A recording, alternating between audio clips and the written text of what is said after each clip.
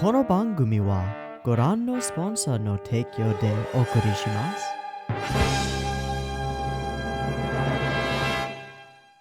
Alrighty, welcome everyone. I'm Teeaboo and I am back for more Mobile Suit Gundam. Happy Gundam Thursday, everyone. It's been a couple of weeks since we watched some Gundam because we finished off the first series, and I thought it would be fitting to take a break between that and the next series because in reality there was such a break in the real world.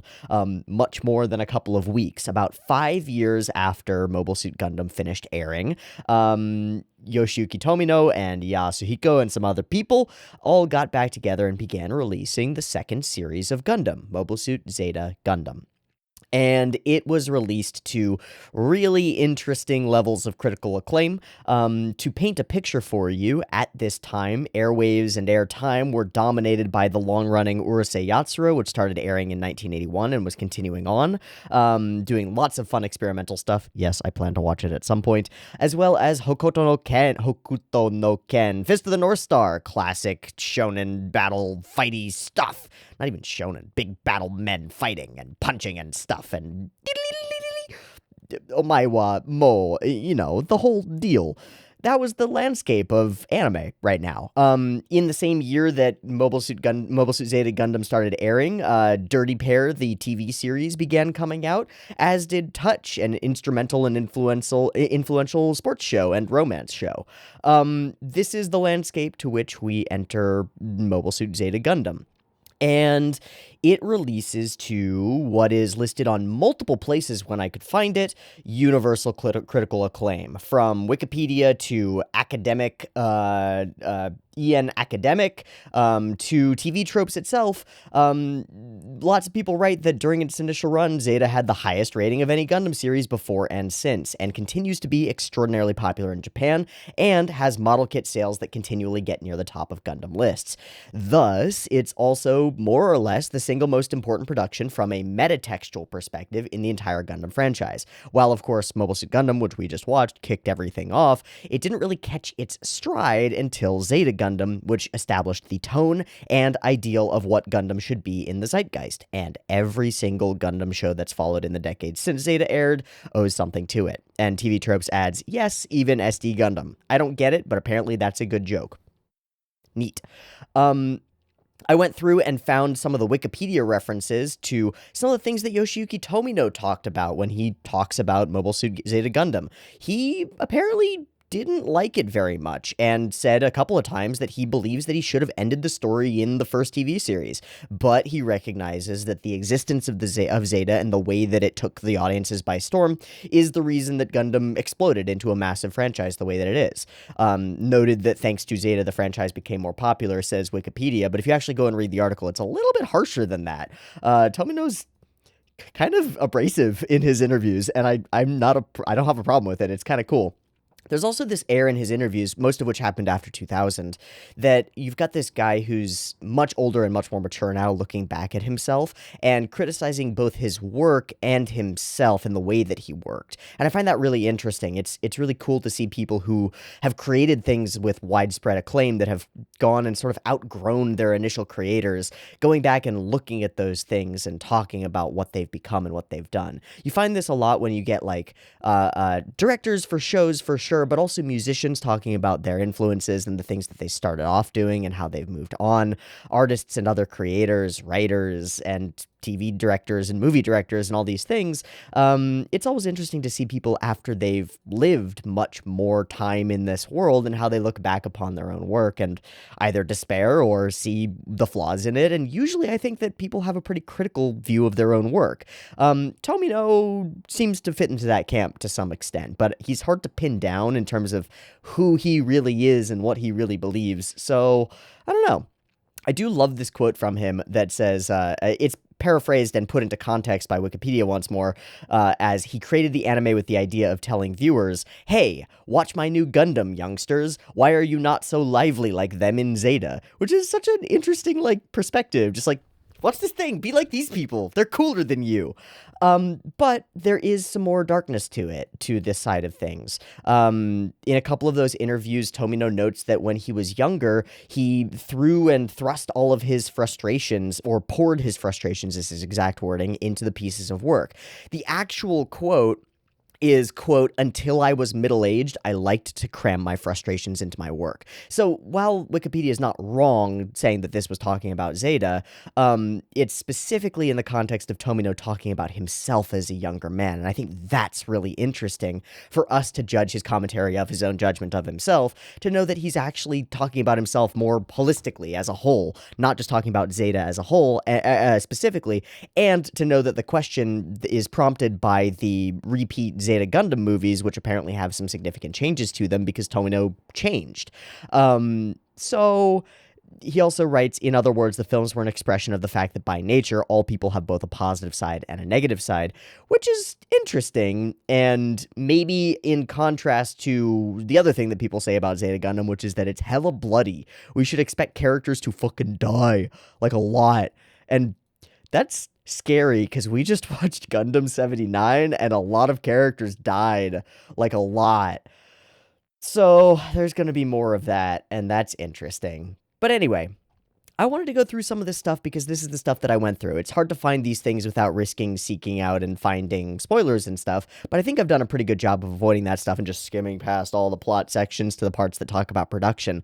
But I went through and I found a couple of interesting quotes and an interesting stuff, an interesting like landscape that has given me what I hope is an okay grounding in where we're at in the world and the industry and Tomino's life and the Gundam franchise as a whole, and gives us a little bit of context before we move into the thing. But all of these things that we read and look at beg a couple of questions, most notable of which is, well, that's all well and good and cool. It's great to know these things that the creator and that other people think about this series, but why? But why? On a more granular level, what is it that makes Zeta Gundam special? What made it popular? What made it catch people's attention in a way that the original Gundam didn't? What made it catch so many more people's attention? These are the questions that I want answered. I want to know why people vibe with the characters in this show, if they do. I want to know why people care about those umpteen deaths that I'm sure will grace our TV screens or computer screens or phone screens in a little while as we watch through this show. I want to know why this resonated with people. And I don't know. I just don't. Now, of course, there's something else to note, which I just had to fact check myself on just to make sure that I'm not mixing up timelines in my head, which is that this is coming out right smack dab in the middle of the 80s, a golden era for the age of anime and animation. A lot of the OVAs that we've been watching on OVAdrive come from this era or slightly after it. This is the part where things start to really pick up for Japanimation, where it starts to find more of a Western audience, where the release and distribution becomes more widespread, where TV animation becomes seen as more of a legitimate medium, where OVAs are selling like gangbusters. And Gundam just happens to come out in 1985, right smack dab in the middle of that upswing. I have to ask and wonder whether there's a portion of this that is just right place, right time.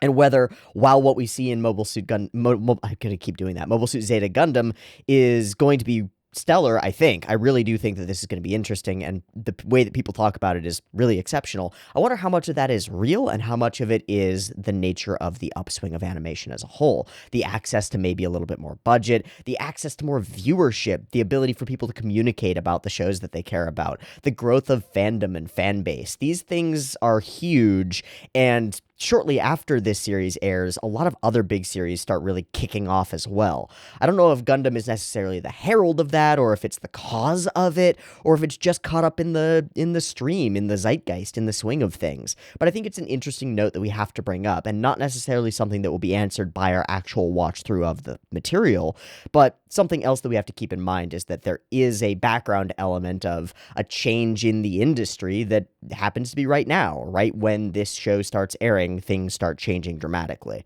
So that's another interesting element. But the big question on my mind is, what makes this show appealing? And I think that the only way for us to really find out is to go ahead and watch it for ourselves. So that, my friends, my companions, my countrymen, and people overseas, is exactly what we're going to do. So I have gone and downloaded Mobile Suit Zeta Gundam, at least the first couple of episodes. I got a huge fucking torrent. It's like 108 gigabytes of episodes.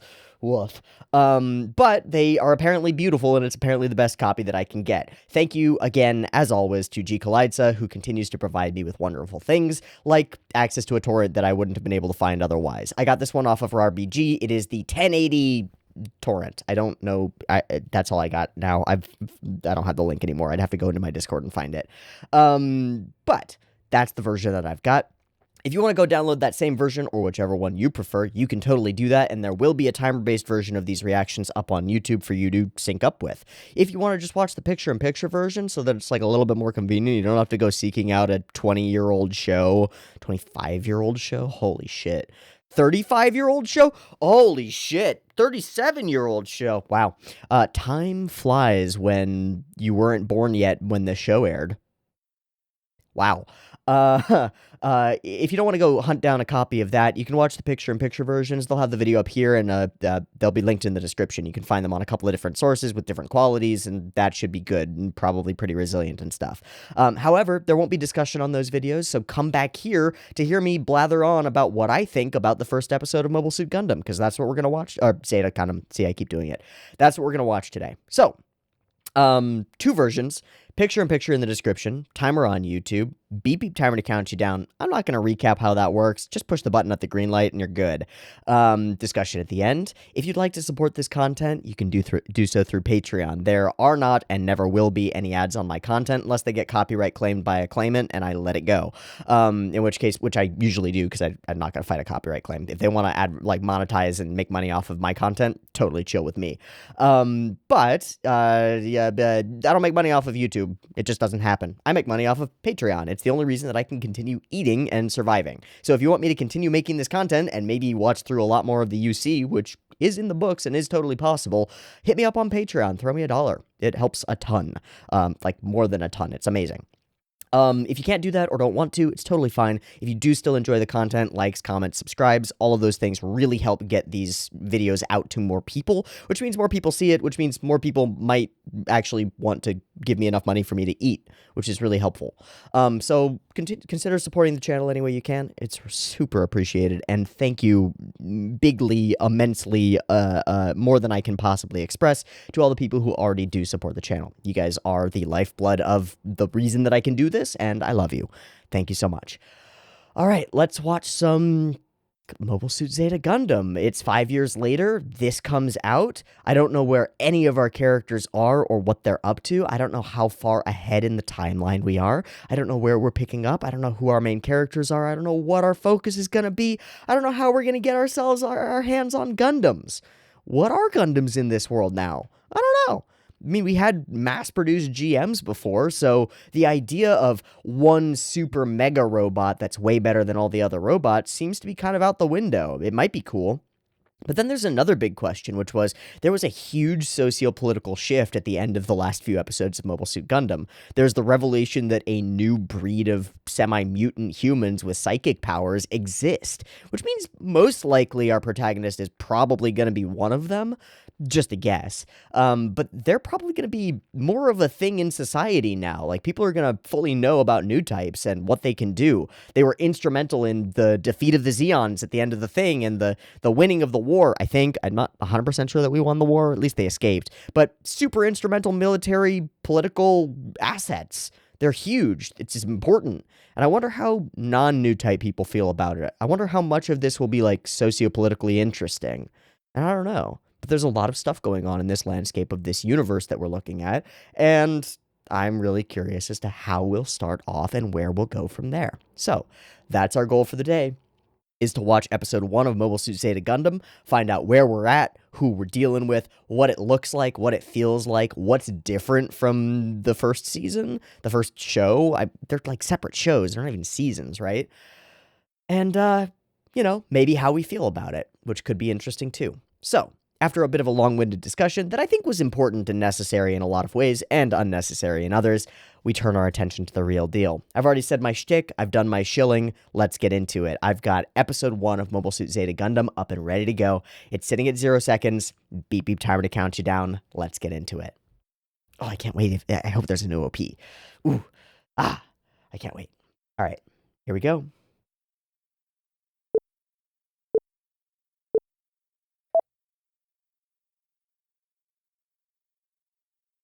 The drums are back. Oh, I gotta find that logo. That's sick. Oh, what is that? Oh, everything's shiny. He's floating in space. Who are you?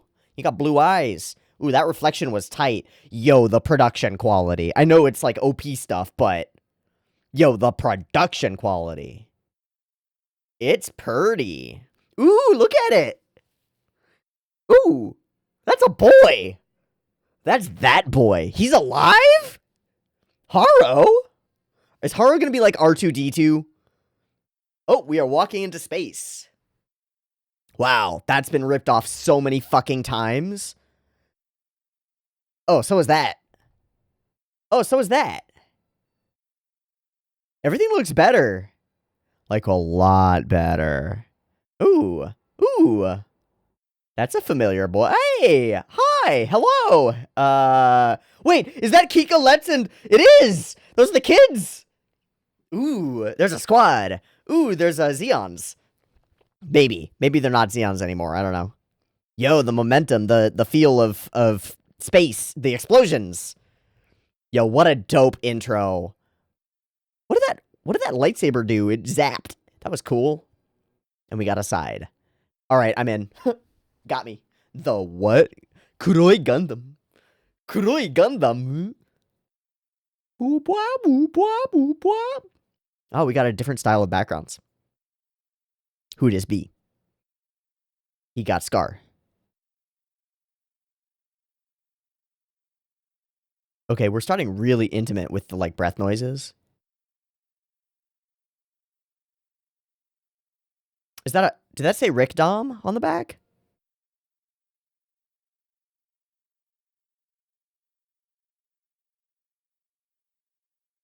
Hi. Apolli.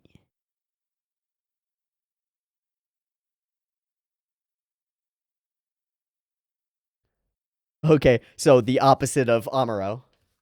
Roberto. Ah. So I've heard that name before. He is wearing a pink suit. Is that him? Is that boy? I can't tell. I'll have to check to see if when we see him again, he's got that same sky. Okay.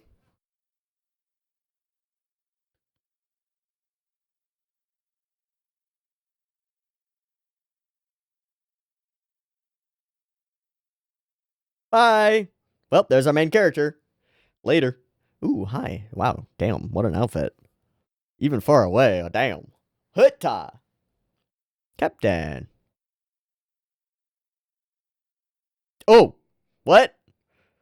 Not even my father. Puh. Yeah, he's fucking running. That's weird. Okay. What do you care about, my guy? Is that his name? It is. Kamiyu. Okay. How does nobody know that you're Kami? You. Huh? He refuses to acknowledge it himself? Damn, they're sprinting down those stairs.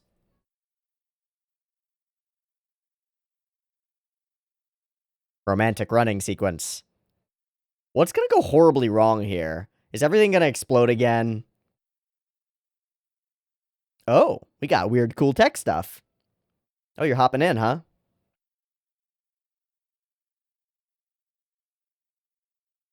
Okay.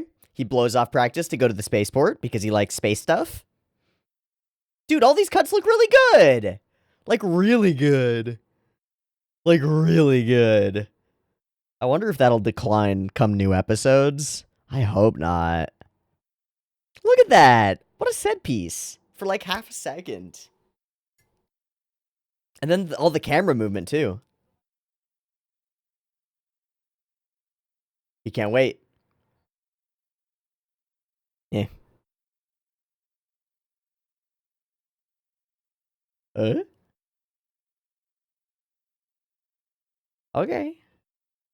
All the mechanical stuff is dope. I wonder whose mechanical design. Is it the same person? Or is there, like, new team going? Because it feels more. Ooh, he do like space, though. He sure do like space, though. Cool.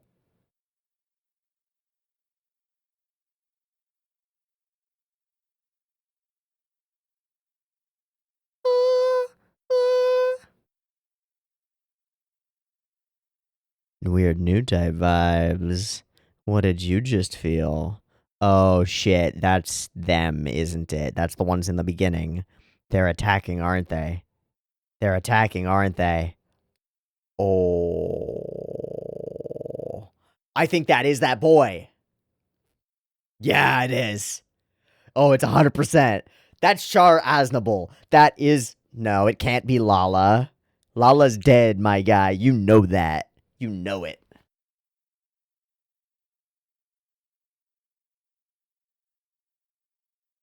I believe that that is Char.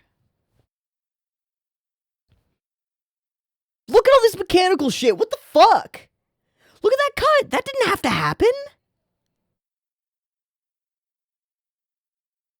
But it establishes so much. Oh, I love those things. And they made them more, like, effective now and cooler. Ooh, cute. People living lives, people doing stuff, living in space. Hmm. You wanted to watch a launch? I assume. Okay.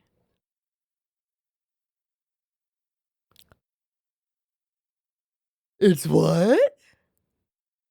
It's who? Oh. And we bring it up immediately. Wow, all of the boxes have already been checked. Where are we? What's going on in the world? How's it, you know? Wait, who dat? No, who's that? Who's that hottie in the red dress? No, okay. Guess not a person. I was hoping it was gonna be Sailor or something. What's a Titan?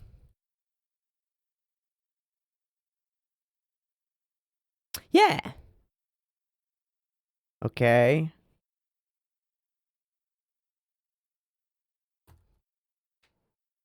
The fuck you say? Oh boy.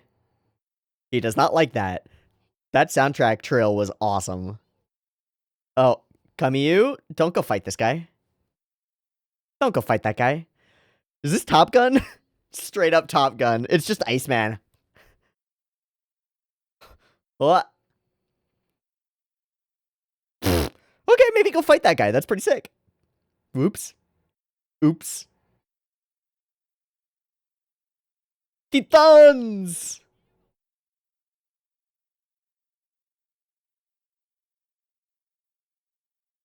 Ow. He's doing pretty well. He's not doing well anymore. He's not doing well anymore at all. Hey, what about them?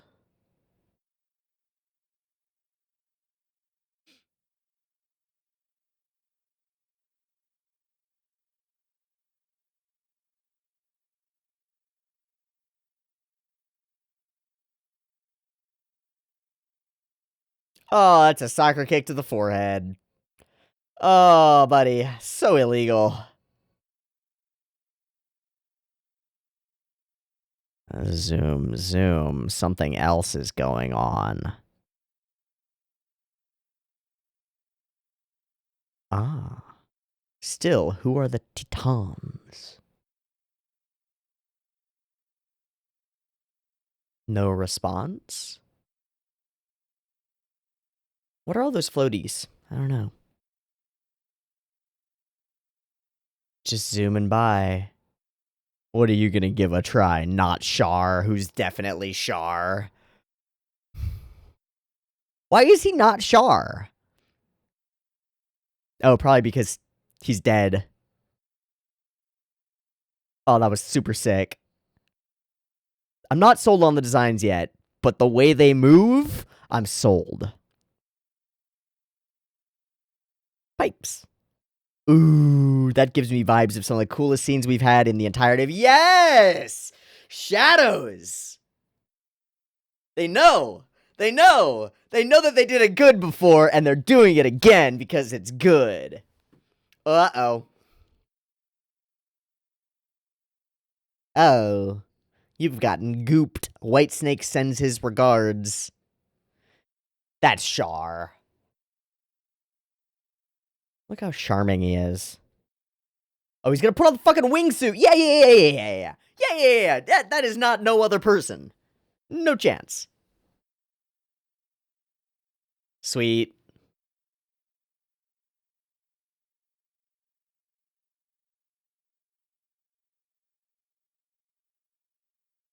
But why? Who are the Titans and what are they up to? Is Char a good guy now? Are there good guys? This is so sick. We're just getting like a heist sequence in the middle of our first episode for no reason that I can tell. Oh, that. What?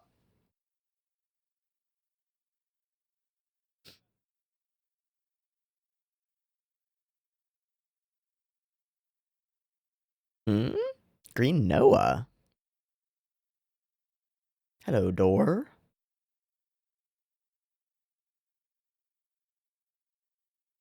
Huh? Oh, the beepity bleeper. He's just gonna blow the door instead. Pow! Cool explosion. Dude, I'm so into the way that this show looks. Oh, hi, Blondie. Yeah, that's Char. All right. There's not even a question about it anymore.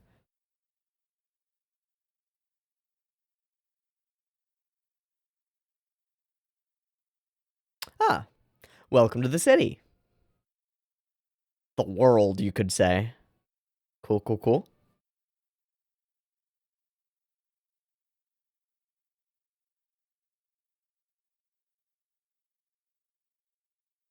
Is that mid-roll? That's mid-roll. Okay.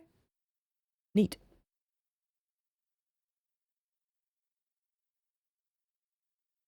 Shaw. I'm leaving the Shaw part. I'm keeping that in mind. When we do multi-episodes, that'll be there every time. Look how good that looks. Look how good he looks. I know he's just floating on a non-background, but holy shit, man. He looks great. A Titan facility? Aha!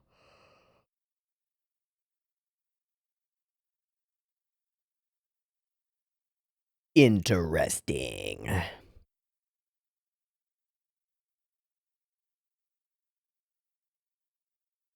But will you have time to find out something else interesting, like maybe the existence of our main character? Could work. Could happen. He is currently in the spaceport. Whoa. Almost got whomped by a mobile suit. Does it see him? Does it know? And is that the Black Gundam? Oh, my guy, not with that. Got a little pea popper. Kuroi. Whoa. That black-white was cool. I don't know what to call it, but I don't know. I've seen some people do some crazy shit. Ugh.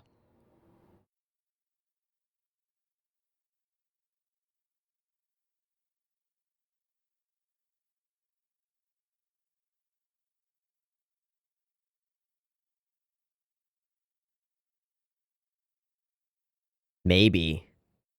Oh, hi.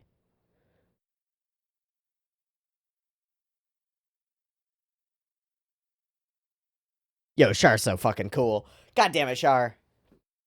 Hi. Oh, not killing if we don't have to. Bye.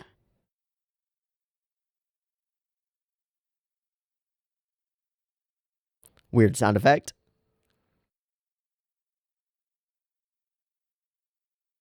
His suit just got compromised, right? No? Okay. It just got close. Yeah, he's holding his shoulder.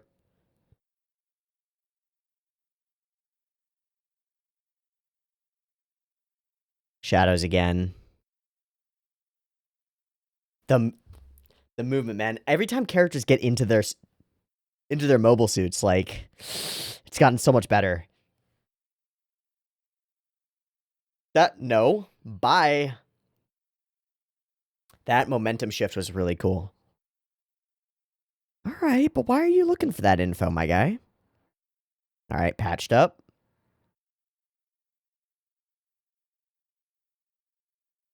Good, good.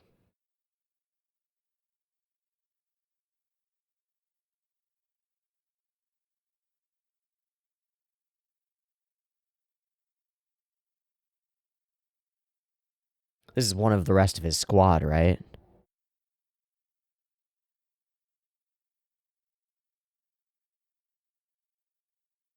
Hmm? Hmm? Kuroi Gundam?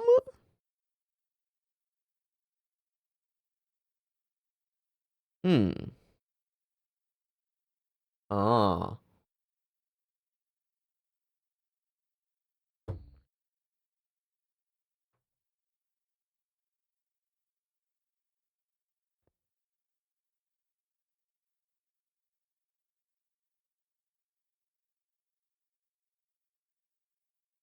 Associated Empire under God?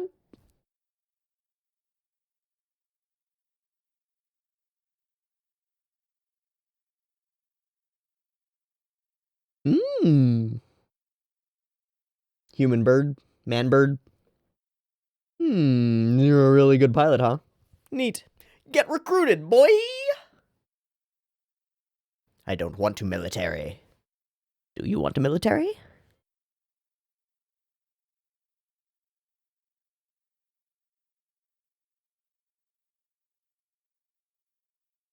Really don't like that acronym. Oh, thank you for telling us all that.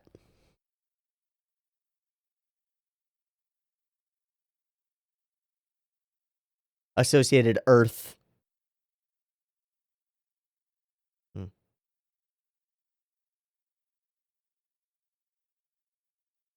Hmm.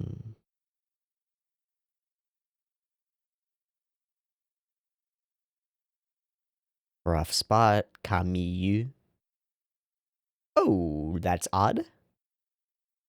I shouldn't be seeing this. What was in my coffee?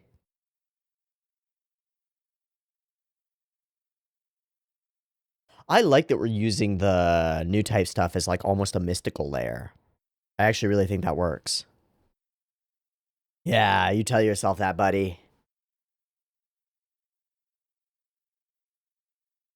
Sure.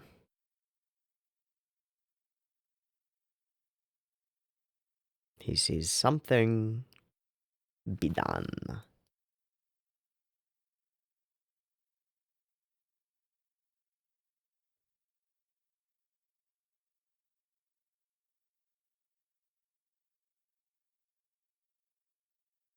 That's a new word.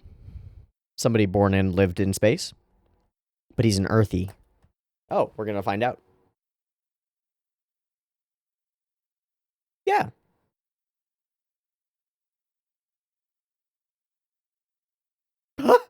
Dude, this guy's got some anger fucking issues. Yeah, fuck you.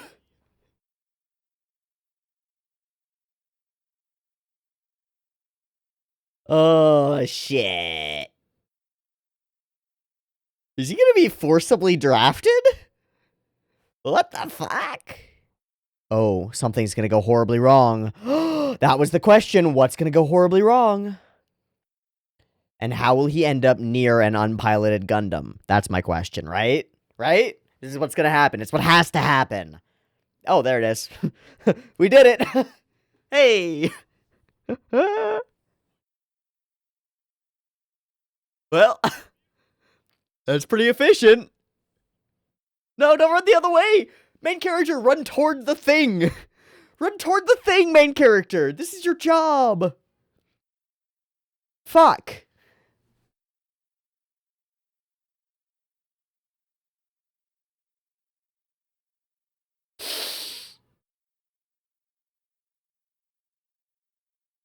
Oh, it's Mother. Bye, Mom. Nope.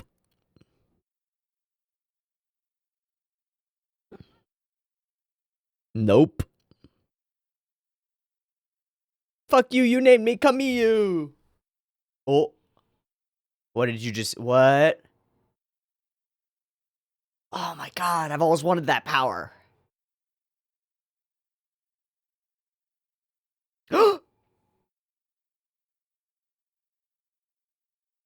Oh, fuck you! I saw that shit!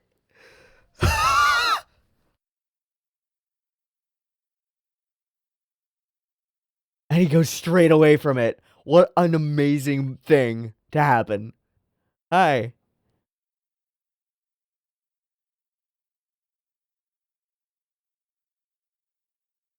You just killed a bunch of people, dude. Gonna go straight through? Let's fucking go. Oh, no. Wait, where is the... I didn't see it. Is it actually there? Why did we see that? No, there's nothing in pursuit of him. We just felt it? Somebody felt that vibe? That was weird. Oh, okay, so another one has flown in. Okay. Oh.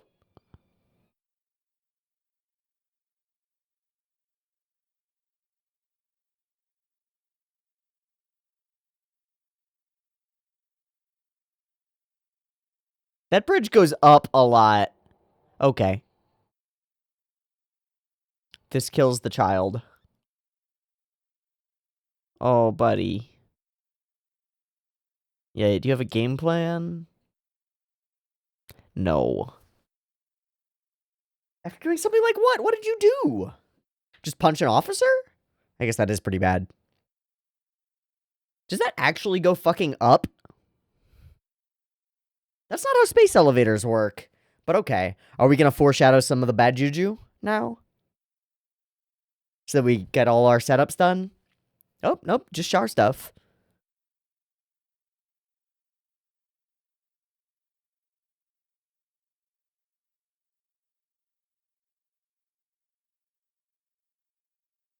Is that being used as a signal?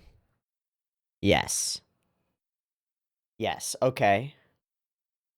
Calling in something interesting. Is it the Nega white base? That's a big beam. Oh shit. That's what's gonna go wrong. Okay. Is that Fiend?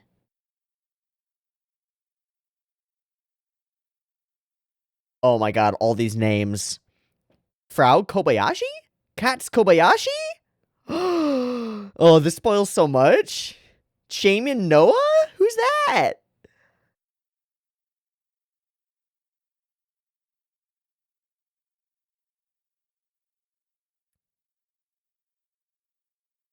I really dig it. Cultural setting as a credit is an interesting one. All right, bounce, Hot Row, bounce. It's kind of a weird run site. Wow, instantly a romantic undertone. I did see that coming after their running sequence, which was like a lot, but instantly. Like, bam.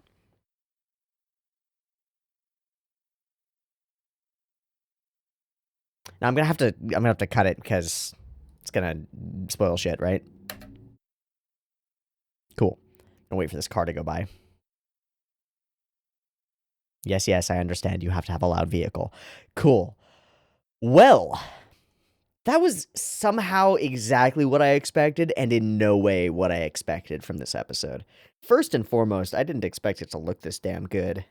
I really didn't expect it to look this damn good. I know it's been 5 years, and there's a huge difference between what you can do with a production that's unproven and a production that's at least somewhat proven and can get at least a little bit of money behind it. And from what I found, there are a couple of more main staffers doing main things. I still have to look more into mechanical design, but I think I'm going to do that on my own time so that we don't bloat out this first discussion with a lot of like, go off and look up a thing, and instead just I give you my first impressions and my like ideas going forward. Because there's more than plenty to talk about, just talking about the way that things look and the way that things feel and the way that they decided to introduce this series. It's really cool. But the first thing that's easily and immediately notable is the uptick in general fidelity. To call it quality is hard because you can look at some of Yas's cuts in Gundam OG and they're ultra high quality, but a lot of them aren't that high fidelity. There aren't that many lines, there aren't that many patches of different colors. There isn't that much attempt to make it look hyper realistic.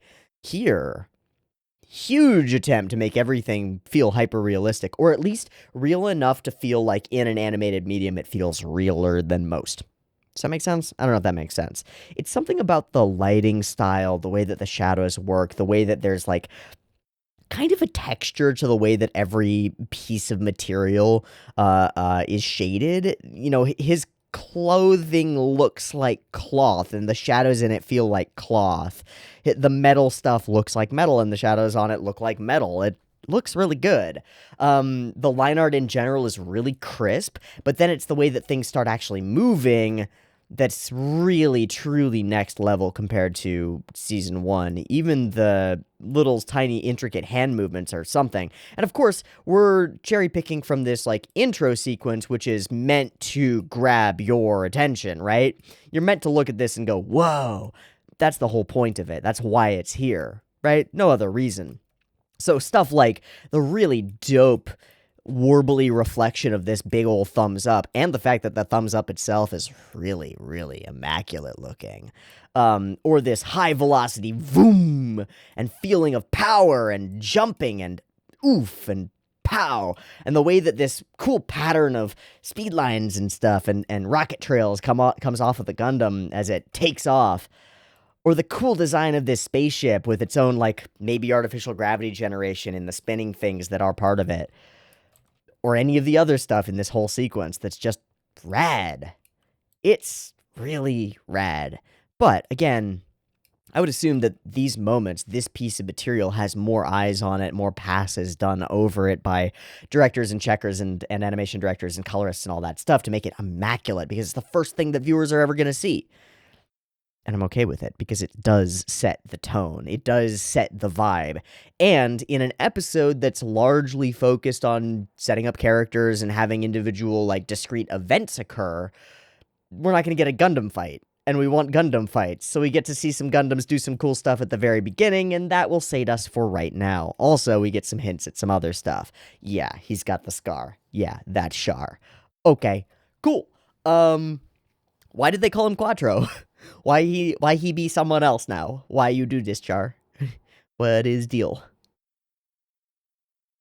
I don't know, but it's hype as hell. In fact, the fact that there are characters existing in this world that we recognize is hype as hell. The moment that Bright Noah in another, like, little buggy car just pulls past him for a sec, and then we pull past him and he's just gone, that's hype. That's amazing. It tells us fucking Lieutenant Bright is right over there, and he's probably not a lieutenant anymore. He's his own man, driving his own ship. He's on base. He's in the system, and it's quite likely that our characters get to run into each other. That's so cool. It's so cool. It would even be cool if our characters never run into each other, because it would just be like, okay, this world is alive. This world feels like the events in it might matter. That's really important. What happened in Mobile Suit Gundam matters for what is happening now in Mobile Suit Zeta Gundam. That's really important, right? It sets up continuity in a way that not a lot of shows set up continuity, right? Like, okay, here's an example. Precure. Technically, all the Precures live in the same universe, technically. But every time that one set of Precures goes and defeats an eldritch evil and causes the salvation of the world, good for them. They just kind of stop being Precures. Although in canon, I guess they continue being Precures because they jump into other Precure universes and help them. Except they're the same universe, they just show up and help. But every season starts off again with a new threat and a new villain and new characters, and almost never does it matter what was done before. Usually there'll be a crossover episode for, like, fan interaction and stuff, but it's not like the actual events that occur in Precure affect the next year's Precure. Not really. They just keep doing the same thing over and over. And you could kind of expect that something like that might happen in Gundam. The universe remains largely at conflict, and the conflict never changes. War never changes. Instead, everything's different. The Zeons are, like, not a thing. Titans are a thing, and which I do not know what that is because I don't think we were given the actual acronym. I'm gonna Google it. I think it's AEUG. Anti-Earth Union Group? Is that right? The Gundam Wiki. That's right. That's what I'm looking for. Anti-Earth Union Group. Okay. Cool. And we don't really go super hard on any of the exposition, which I actually think is really cool. It feels like there are lots of bits and pieces of individual exposition, but actually putting the puzzle pieces together doesn't really happen. We don't have that character who's like, you've never heard of the AEUG? Why you no do this, right? He doesn't go, the AEUG, the Anti-Earth Union Group, the people who want blah, blah, blah, blah, blah, blah, blah. And then the Titans, the Titans, these people who want blah, blah, blah, blah, blah.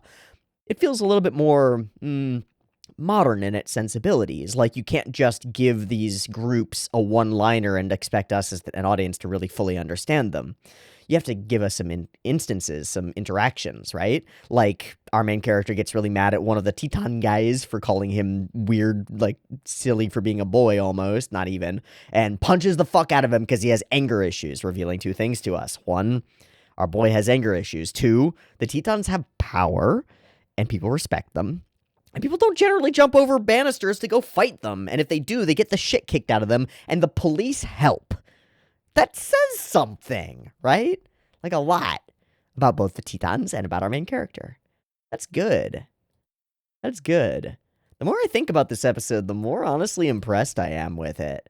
Also, I've seen this either parodied or ripped off like 1,000 times. Same with this. Also, throughout the episode, I'm going to say also a lot, sorry, but all the hair movement looks fucking sick. It's so next level compared to Gundam 1. It's so next level. It's not even that crazy different. It's just so much more. There's just so much more flow. And it's all on ones, which is, you know, helpful. Some dank hair animation. And some dank mobile suit designs. Again, still not fully sold. Gotta see them more. I do notice there's a lot more darkness on the mobile suits. Like, they're not lit the same way. And I don't know if I love that. I think that's what I'm reacting to as like, oh, there's a difference here. I'm not sure if I vibe with it. Because the mobile suits felt so much larger than life in 1. But they felt real enough. I guess maybe it just comes down to like a reduction in saturation. This one's no longer sort of all Xeon green. There are many portions of it that are shaded differently or are just steely gray. In a weird way, it feels more real because of that. I don't dislike it. I also get this moment, which is Amuro Frau Mirai, Kika Lets Cats. Is that Hayato? Did Hayato become a chubby business boy? Holy shit, Hayato. What are you doing? Wait, is that Kai? No. No. It is, though. These are all the core surviving cast, aren't they? That's Kai. He became an evil doctor? Kai's an evil doctor? He's Dr. Aware? That's so fun. And of course, Bright Noah, who I'm not sure because I don't know the strips, the things, but I'm going to assume that he's leveled up a little bit, right? He's gone up in the ranks at least a little. How could he not? And of course, the kiddos. So that tells us in some way about how like long after this is. Because I don't think we get like here, it's this year in the UC. So they all look like they're in their mid-teens, I would assume. So it's been at least 10 years, probably? Okay, cool. A decade is a good time jump. And all these things don't mean anything to me yet, but they are really cool, and they look really good. This cut stands out to me. I wonder if it's Yas. Just because of all the facial stuff? If it's Yas, there's a significant level up here. In just the fluidity and fidelity of all these pieces. I think it is. Just based on the way the eyes look, on the way the nose looks, on the way it's shaded. I think it is. I might be wrong. I'm probably wrong. I'm wrong more often than I'm right, I think. Oh man, the effects animation's really rad too. And that's really cool. The explosion's really cool. And the way he whips out this saber, or the way that he drifts out of this explosion with bits of smoke trailing. Yeah, that. It's so flowy and flippy, and all the little bits that fly off of the laser sword as he brings it out are really cool. The sense of scope and scale is so much bigger and so much crisper. The sides look more real. The sunlight on them looks more accurate. And they feel more detailed to me. Just everything is leveled up, including the backgrounds. I think these backgrounds look great, and I think the way we move past them is way improved. Also, there's this move toward when we shoot the characters inside their mechs, we shoot them as though there's no room around them, as though they're just in the seat floating in space. I don't know if that's, like, fully going to continue exactly this way, or if that's technically what, like, Char, not Char, is actually seeing right now. Like, can he see in 360 degrees? If so, that's super rad. If not, I don't mind, because it still looks really cool. As long as we show the Gundam, the suits from the outside, and then we can show from the inside, then we can show, like, a full panorama from the inside. But if they're going to do that consistently, that means they have to map out every battle, right? Because every time you shoot a character inside the suit, you either have to shoot them against their backdrop, against their, like, their seat, so that you don't have to shoot the area around them, or you have to actually mechanically figure out what's around them in that battle. It adds a lot of complexity to any scene where the character's inside there, because then you're drawing not only a complicated character expression scene, but also whatever battle is going on behind them. It has to feel right. And any, like, solar landmarks, like where the sun is in relation to them, or where the stars feel like they should be, have to be right too, if they want to do it consistently. That's cool. That's tough.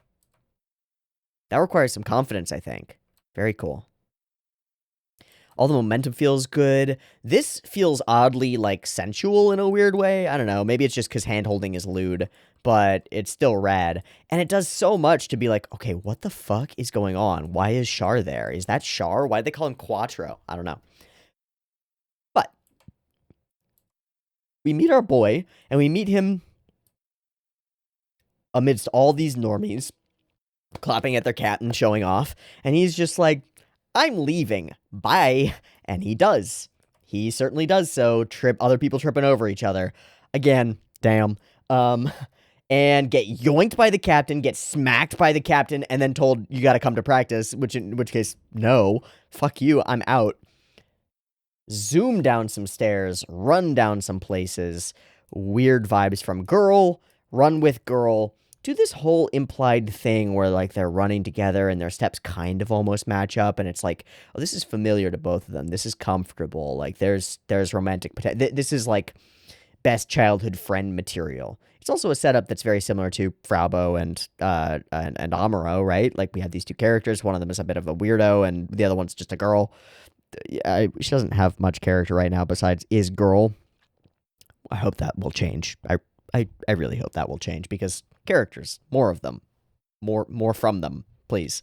But this is all like a thing. There's like a thing happening here, right?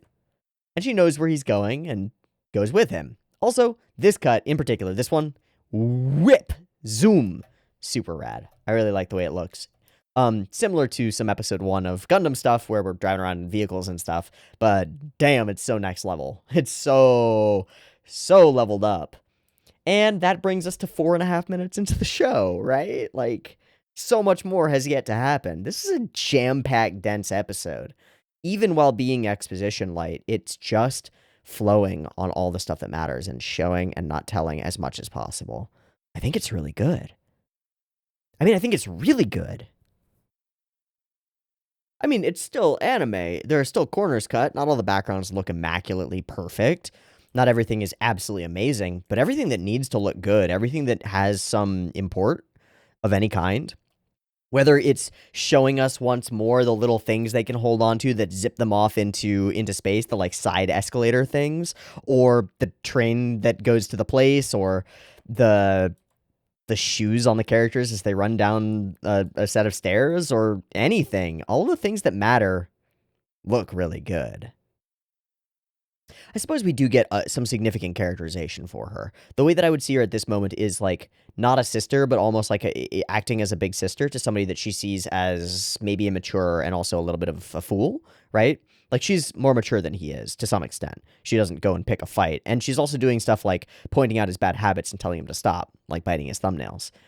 So that gives us some character to her, some characterization. The only issue that I have at the moment is that her entire character is built out in relation to our main character. Totally understandable because it's the first episode and everything's in relation to the main character. It's how it works. But I'd love to see more in the future because, characters, more of them. They're good. It's good to have them. This shit is cool. Again, detail, scale, feeling of immenseness. And something odd out in space that only he feels. Weird, ethereal, ringing high notes. Where have we heard those before? Oh, yeah, he's a new type. Okay, cool. Got it. Done. Easy. Got it. No prob. And what he's feeling is real. And Char feels it too. Or Quattro. Why is he calling himself Quattro again? I don't know. Why not? And he even asked, or could it be Lala? But it couldn't. And he knows it as well as we do. Except that I guess she is living on in some ethereal world afterward and said that people can come and visit her or whatever she said. I don't really understand how that works. It's metaphysical. It doesn't matter. It probably matters, actually. Look at this shit. Okay, so hard pivot conversationally. Look at this shit. That's attention to detail. Did we need to see it go into this door? Did we need to draw this all out? No. Do we do it? Yes. Because Tomino thought it would be good. Probably. Same with it zooming into the side and then catching its track and going on this track. On a thing that holds it on the track instead of being on like an upper track the way that it was before. That's neat and weird. Oh yeah. And then he like jumps off into space and once again she's like, hey, no, get back down here, you dum-dum. I don't want to have to run after you. Zoom. But he's only got eyes on the prize. All right, cool stuff. And he wanted to see Lieutenant Noah's ship. Or Noah Bright's ship, right. And Titans. Okay. So, Titans.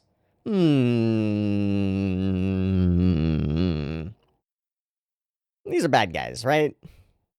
These are not going to be good guys. They're not going to be good guys. There's no way. What are they nominally for? Who supports them? What's their deal? I don't know. All we know about them is that they make fun of Camille for being a boy's name. And then Camille hears that from a distance that he shouldn't have heard it, freaks the fuck out, gets really angry, and beats the fuck out of the guy. Well, he tries. And then the guy and all of his friends beat the fuck out of Camille. Really badly. Wham, bam, boom. What is it with Gundam protagonists getting beaten down? Is this how Tomino feels about his life? Maybe. Is this how Tomino feels right now? Is this the way that he wants to express his frustrations? Maybe. Maybe.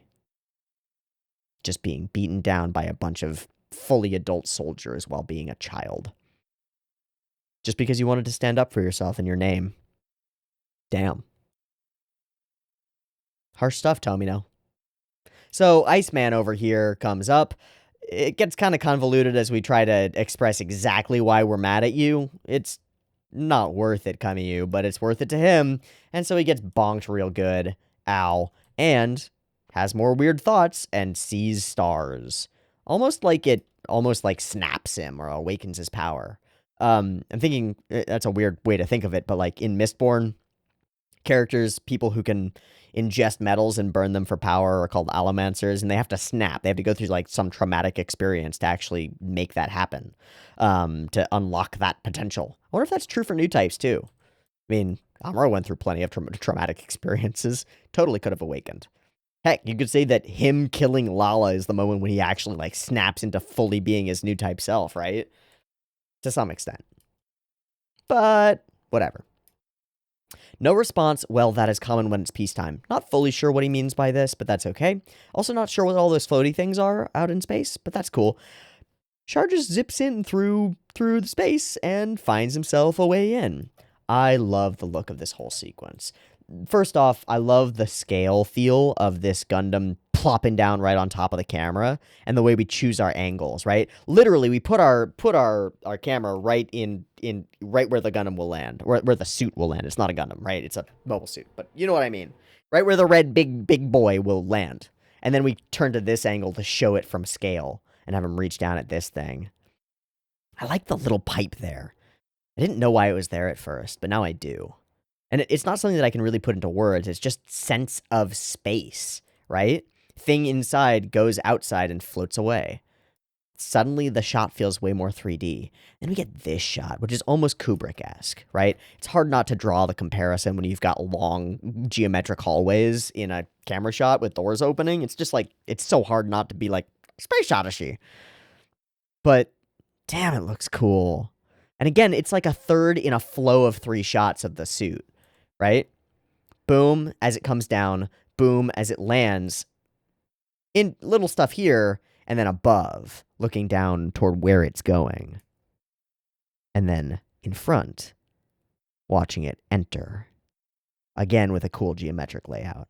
And big, deep shadows that extend further, and we follow them with our camera before it follows them with itself. That's super dope looking. So, here's the deal. Probably my favorite visual in the entire 43 episode run of Mobile Suit Gundam is that visual from that episode when Amuro is going into Side 6 and there's like darkness and suspense and long shadows and long hallways and the unknown lies before him. And already in the first few minutes of episode 1 of Mobile Suit Zeta Gundam, we repeat that shot with significantly more technical know-how, by which I mean like this is better executed. I don't know if it's necessarily better, but it's better executed. There's more put into it. And that's in episode 1. It's just there.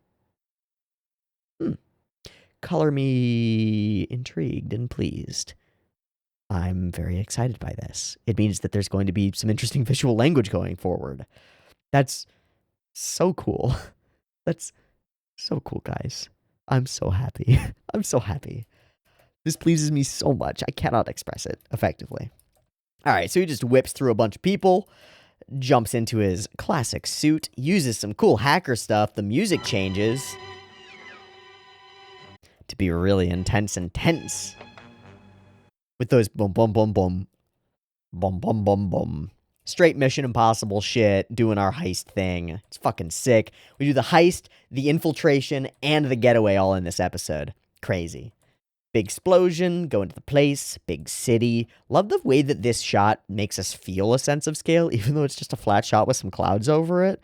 It still works. I don't love the mid-roll. I'll say that right now. It doesn't have Sha in it, so it's not my win. Not the thing for me. Oh yeah, all this stuff. Again, Char, I'm still going to call him Char. Quattro, floating around on a non-background, right? It's just a flat background. There's some clouds and stuff. That's all we got.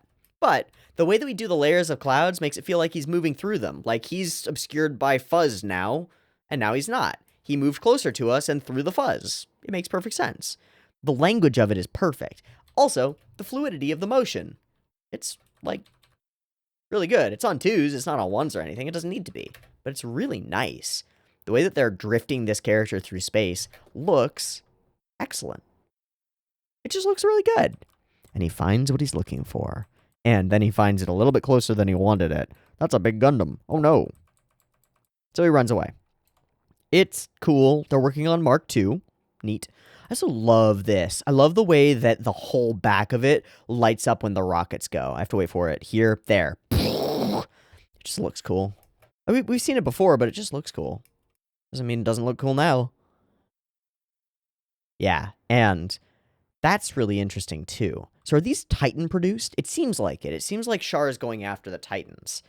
So these new mobile suits, I assume, are being produced by the Titans.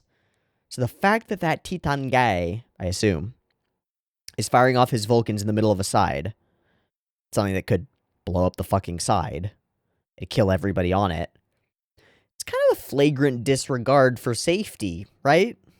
And other people, right? I wonder if that'll play into the way that the Titans work in the future. I have a feeling it will. They seem like bullies. That seems like the vibe we're supposed to be getting here. And maybe that's the vibe that Tomino is trying to express. This whole sequence reminds me of that screensaver for like Windows 95, where you're in like it's like you're in a maze and it's like the camera goes through the maze and turns a corner and goes through the maze and turns a corner. You know, that one reminds me of that. Just because of some of the corner turns, it's still really cool though. It's a very hype and very groovy little sequence, and I like it a lot. Lots of expressive little side characters too. And lots of expressive little moments from Char, like he deet with the gun barrel, and then leaps off backward, foop, in a way that's almost impossible, but really cool. It's like reminiscent of a diver or a swimmer hitting the end of the pool and doing their turn, right? That like, foof, off in a different direction. It's just cool. And he didn't get away completely scot-free. He got scratched. But he gets back into his mech, and there are what look like screen things all around him. So I'm going to assume that in universe, he's supposed to be able to see around him 360 degrees. That's super rad. Look at that gun barrel. It's like all square and stuff. How unique. And off he goes. Cool. I don't know what's going on here. I just don't understand it. They're dropping like a line in there, and they're doing a thing. Are these the guys who were with him originally? These are his friends, right? Yeah, I think so. I'm not sure. Let me come in here. This guy's an ass to him. But he also tells us a bunch of things about our boy. He's a good pilot. He's good at flying stuff. He's good at piloting stuff. He's pretty cool. Might be able to get military service. But why aren't you part of the AIG? And why would you fuck with the Titans if you're not part of the AIG? Independent self-governance rights for people living in outer space is all a lie. Okay, so the anti-Earth union group. Why you need union and group? That is what it is, right? I'm looking it up again. Anti-Earth union group. Okay. So what we learned from this is that they claim to be pursuing independent self-governance rights for people living in outer space. Spacenoids, right? Who I assume are people who are born and live in outer space. And Kamiyu is not a spacenoid, which means that he was probably born on Earth. Okay. And that gives him some kind of like caste classist power, right? Like they don't fully fuck with him because of that. Interesting. But that is all a lie, according to this guy, who we don't know if we can trust. They're a worthless group acting like Zeon, the Aegar, which is interesting because I get more Zeon vibes from the Titans. And criticizing the people on Earth. How dare they? Very interesting. And he walks out of the room, and our boy starts hallucinating stars. And doesn't believe it. Doesn't believe in it one bit. He thinks he's imagining it. We know better. This guy comes in, tries to be his lawyer. If you were a spacenoid with no identification, we'd be holding you for 4 or 5 days. What's a spacenoid? Well, you'll find out. And he doesn't really answer. That's something that I feel like happens a lot to Kamiyu. He asks questions and nobody fucking answers him. And he's really frustrated with that. He's really fucking pissed about it. Also, really doesn't like people making fun of his name. At all. So some shit happens and he goes whomps a fully grown man. Gets whomped in return with a billy club. Fuck. Shit. Ow. Fuck. And then, conveniently, stuff starts exploding. A suit breaks? Crashes? What? Is it related to Char? We don't know. Why did it happen? We don't know. But we get this drawn-out sequence that I think looks really good, with great run cycles of our character running through hallways and running away from his mom, who is desperately looking for him. And then he gets this vibe like, oh shit, there's a key in that ignition. I can go and get it. And it glows in his mind. Man, there was a time when I was like, I think 14 or 15. And every time I got any money at all, I would get on my bike and I would ride about a mile down into town. And right next to the local Target, across the street from it, on the second floor of sort of a strip mall section, there was a game store. So I would go into the game store and I would get my $20 or whatever I had earned or made or whatever, however I had gotten it. And I would go and I'd buy Pokemon cards because, you know, that's what I did. I'd buy a lot of Pokemon cards. And I remember distinctly wishing during that time in my life that I could go down to the like aisle or the area where all of the little packs of Pokemon cards were, and I could just look at all of them, and I would be able to like close my eyes and sense via what I would imagine as like a green glow. I'd be able to sense which packs contained really rare cards. Oh my god, and I'd rake in so much money, and I'd be the coolest kid, and I'd have all the coolest cards, and I'd get like 8 fucking first edition Charizards and be so sick. But I used to really like actually imagine that idea. It's like, wow, what a cool power to just be able to like be led to the things that you actually need, right? Now, a more mature and immature person would be like, yeah, but what about lottery tickets? Like, why? What about if you could just see glowing numbers of the winning lottery number? Yeah, that'd be great, man, but what about my fucking Pokemon cards? I want them. I want them. Because they matter more than money when you're like 14, obviously. You're trading money for them. If I had taken all the money that I'd spent on Pokemon cards and actually put it into a bank account, I'd have a lot more money. Like, a lot more money. But I didn't. I bought Pokemon cards. And this is one of those situations where you might say, well, that's not the worst investment. But it was. Also, I've since lost all of the Pokemon cards. I don't know where they went. I spent a lot of my childhood like moving between a couple of houses, and they disappeared at some point. I had one of those big binders. Anyway, weird big aside about Pokemon cards, but the idea of like being vibed into what you want and need and just having it glow in front of you and lead you down the right path. Oh, such a rad power. Such a, like, understatedly rad power. I like it a lot in this circumstance. So he gets in the car, and look at that. Who that be? Who be there? That's Bright fucking Noah. And Mom. Bye, Mom. You named me Camille. Fuck you. So this guy gets out. They talk a bit. Is that Iceman? I don't know. We're just trying to drive away. Camille doesn't seem to want any part of this, right? My expectation was the same expectation that you get in all these shows. When you get a super robot or a real robot show and a big robot crashes near your main guy, they run straight for it. Amuro did it. Everybody does it. It's how you start the show. Instead, our character actively runs directly away from the thing. He seems pretty desperate to not get involved. He seems like he's pretty mad but doesn't want to channel that in any useful direction. Seems kind of like a fuckboy, but in like a relatable way. And he seems really different from any prime anime protagonist I've ever seen, except for maybe, in some weird ways, Shinji. You know, I get a bit of a Shinji vibe here. Someone deeply frustrated with their place in life, fighting against authority that's way bigger than they are with no hope of success, and getting continuously beaten down and more frustrated with the circumstances. Our boy then tries to run away, ditches his vehicle, and finds himself essentially crying into the grass, not knowing where he's going to go with this, just knowing that he wanted out, not knowing where he wanted to. That's a rough spot, dude. It's also really well presented to us, right? It's not that ambiguous, I don't think. I think it's pretty clear from what we've been shown who this guy actually feels like, who he is, and who he thinks he is. Maybe. No, I was going to say maybe who he wants to be, but that's not true. We don't get an inclination of who he wants to be, just that he doesn't want to be who he is right now. And I think that's relatable too. I think a lot of people feel that. I think that most of the time, when you're in a circumstance where you are not content, you don't want to be who you are right now, but you don't know who you want to be, and you don't know how to get there. And that's a pretty common life experience.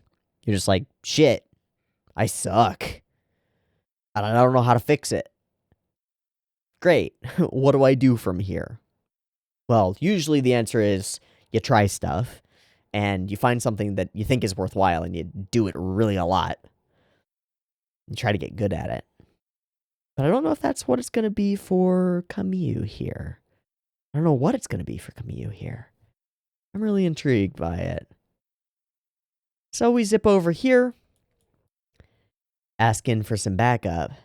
and fire an enormous blast of power at the side where our boy is currently crying into the grass.